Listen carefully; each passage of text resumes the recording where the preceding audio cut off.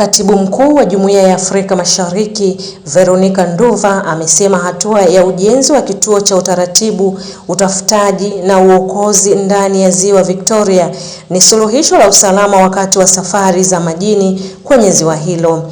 Nduva ametoa kauli hiyo mara baada ya kutembelea kituo hicho kilichopo katika wilaya Ilemela mkoani Mwanza na kusisitiza kuwa mradi huo ambao unatekelezwa kwa ushirikiano wa serikali za Tanzania na Uganda una umuhimu mkubwa kwa wakazi wa nchi za jumuiya hiyo. Niko hapa leo, mimi naitwa Veronica Nduva ambaye ni katibu mkuu wa Jumuiya Afrika Mashariki.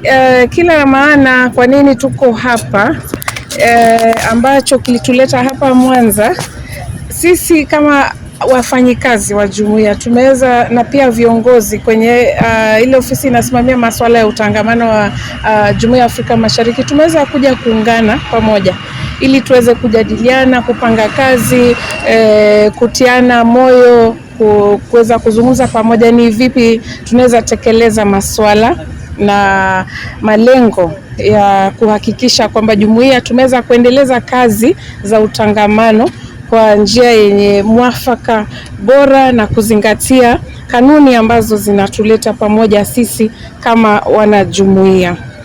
Kina la pili, kwa nini tumeungana hapa?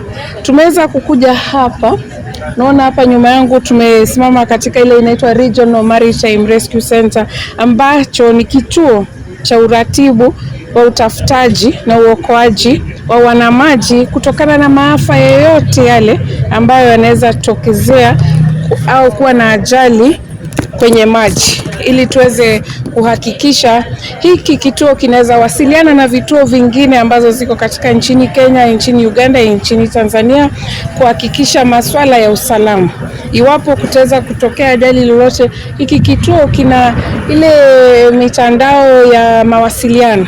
Kuna simu, kuna ile inaitwa radio call, ambao mtu akipiga simu kutoka kule kwenye maji akiwa hauna ile tunaita network, unaweza piga 110 na hiyo simu itapokelewa hapa. Ikipokelewa hapa, kuna zile rada ziko kule juu, itaweza kupeperusha hayo mawasiliano na tutaweza kujua haswa ni wapi ile inaitwa nini boat iko wapi, na tukuweza kuhakikisha tumeweza kutuma ujumbe kwenye nchi ya Kenya au Uganda ama Tanzania kulingana na umbali ambapo hiyo ajali ipo na nchi ya moja hizo, na kuweza kuwatolea habari kuambia kuna watu ambao wamepatwa na tashwishi, basi mwende muweze kuwaokoa na kuweza kuhakikisha hatuwezi kuwa na shughuli yoyote ambayo inaweza leta maafa, kifo ama ajali yoyote yenye maji. Kwa hivyo tunajivunia sana, kwa sababu hii ndio lengo moja ya utangamano wa Jumuiya ya Afrika Mashariki, tuweze kutatua shida zozote ambazo zinaweza tulenga kwa umoja. Na kwa hivyo tunafurahi sana na tunajivunia mradi huu umewezeshwa kulingana na mkopo na pia zawadi ambayo imetolewa na Banki ya Afrika ya Maendeleo, Africa Development Bank, na huu mkopo unalipwa na nchi, kwa sababu kama hii inalipwa pamoja na Tanzania na nchi nyingine kuhakikisha tumeweza kuwa na mradi ambao ni wa maana. Kwa hivyo asanteni sana na tunashukuru, tuko na imani ya kwamba wanajumuiya ambao pia wanatafuta wamewekeza ama wenye wanatoa maisha yao ya kazi kwenye maji watajihisi ya kwamba jumuiya imeweza kuhakikishia usalama wao. Na ni muhimu pia nitaje mkurugenzi ambaye anasimamia mradi huu haswa moja kwa moja ni Daktari Masinde Bwire, ambaye anasimamia mmojawapo wa ofisi za jumuiya ambayo inaitwa Lake Victoria Basin Commission, ambayo inashughulika na masuala yote la Ziwa Victoria. Kwa upande wake, katibu mtendaji kamisheni ya bonde la Ziwa Victoria, Dr. Masinde Bwire, amesema mradi huo ni hatua ya kimageuzi katika masuala ya usalama majini Ziwa Victoria.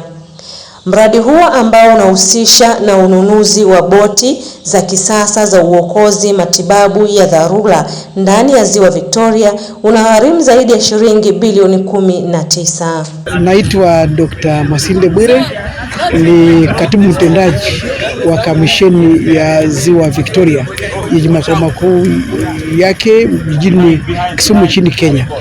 Kituo chetu cha uokoaji ambacho kinahakikisha usalama kwa wavuvi, wasafiri majini na kinatoa fursa nzuri za utangamano wa jumuiya yetu ya Afrika Mashariki. Nchi zetu jirani Kenya, Uganda, Tanzania zinapata fursa kubwa za kufanya biashara na utengamano majini pasipo shida yoyote. Jumla zimetumika kwa mradi na vituo vyote hapa nchini jumla ya bilioni 19 pesa za Kitanzania. Kwa kituo hiki pekee zimetumika jumla ya milioni 1.86 dola za Kimarekani kwa ujenzi na dola 500,000 kwa pesa za Marekani kwenye mifumo ya mawasiliano na uchukuzi. Hii ni Tanzania Habari.